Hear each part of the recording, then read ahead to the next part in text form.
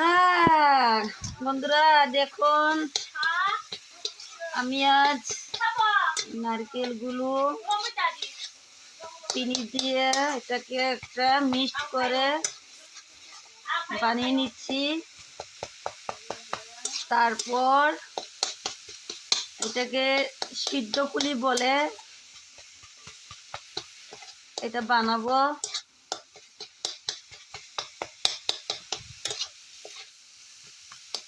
Guys হয়েছে কিনা একটু আমাকে কমেন্ট করে একটু জানাবেন।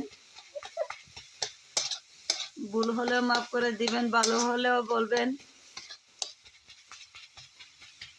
আর কে কে কিভাবে এই পিঠাগুলা বানায় একটু জানাবেন কমেন্ট বক্সে। বাস আমি আজকে ফার্স্ট টাইম একটু ট্রাই করছি, দেখবো হয় কিনা।